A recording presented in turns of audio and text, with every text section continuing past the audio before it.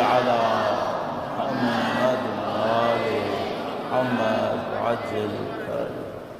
درود کیسے بھیجیں کہ درود میں شعور بڑھ جائے۔ اب میں آپ کو تقریباً گارنٹی سے کہہ رہا ہوں کہ جتنی دفعہ بھی آپ سے میں نے کہا نا درود بھیجیں، آپ نے درود بھیجا ہوگا، اس میں شاید اس کی کمی ہوگی جو اب میں کہنے والا ہوں، شاید۔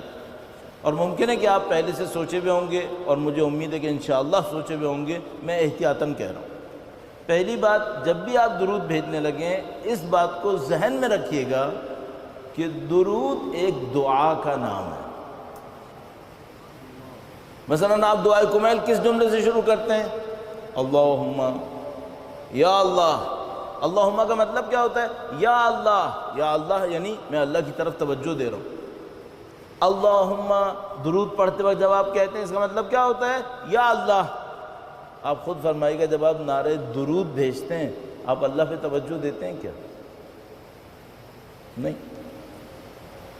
تو پہلا کام میں نے اپنی تربیت کے لیے یہ رکھا ہے کہ اب میں جب درود بھیجوں تو یا اشارتاً اللہ کی طرف دیکھوں، یا دونوں ہاتھ پھیلاؤں، یا کچھ ایسا کروں جس سے یہ لگے کہ میں خدا سے کوئی دعا مانگنے والا ہوں۔ بھئی میں آپ سے پوچھتا ہوں، مثلا خدا نہ کرے، نعوذ باللہ تعالیٰ، خدا آپ کو ہر پریشانی ہر سختی سے محفوظ رکھے انشاءاللہ تعالیٰ۔ اگر خدا نہ کرے نعوذ باللہ میں کسی سختی میں پڑتا ہوں اور مجھے خدا سے کچھ مانگنا ہو تو ہاتھ یوں سیدھے کر کے مانگتا ہوں؟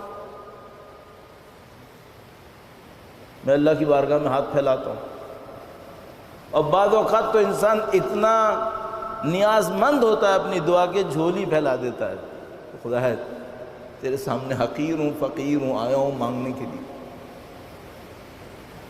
دعا کو، درود کو دعا سمجھیں، دعا سمجھیں نہیں، ہے دعا، دعا کا مقام دیں اسے۔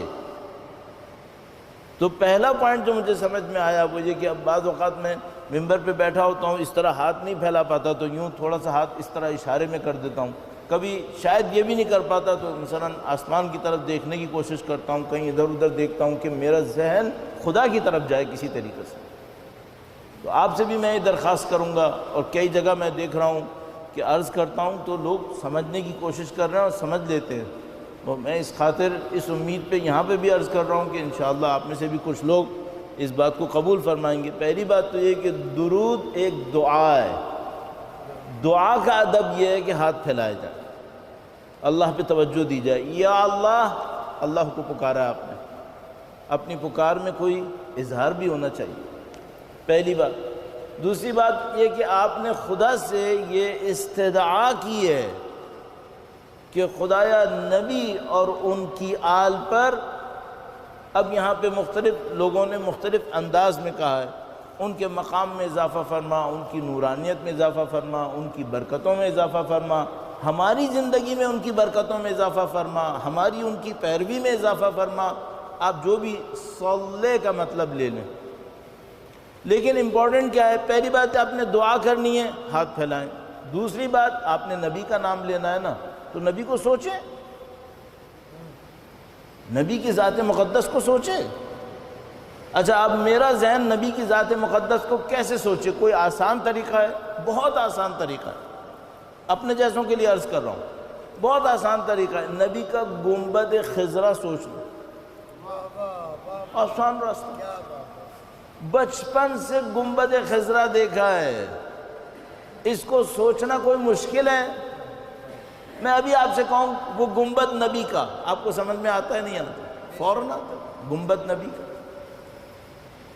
تو پہلے آپ کے یا اللہ تھوڑا سا ہاتھ پھیلا دیں دعا کے لیے، پھر آپ نبی کا نام لیں تو اس گنبد کو سوچ لیں۔ اس کے بعد جب آل نبی کا آپ نے کہا، اب جو سوچ کر آپ کا دل زیادہ کنیکٹ کرے، رابطے میں جائے اہل بیت سے، آپ بقی کو چاہیں بقی کو سوچ لیں۔ اہل بیت کی مظلومیتیں بہت ہیں، کربلا چاہیں کربلا سوچیں، نجف چاہیں نجف سوچیں، کاظمین سوچیں، سامرہ سوچیں، جو منظر آپ سوچنا چاہیں۔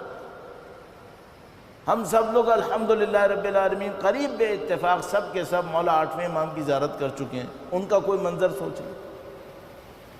تو جب بھی درود بھیجیں، دعا ہاتھ پھیلائیں، نبی کی ذات کو سوچیں، اولاد نبی کو سوچیں، انشاءاللہ ان عظیم الشان حقیقتوں کے صدقے میں خدا ہمارے دلوں کو ان کی نورانیت سے منور کرے گا انشاءاللہ تعالی۔ درود بھیجیں محمد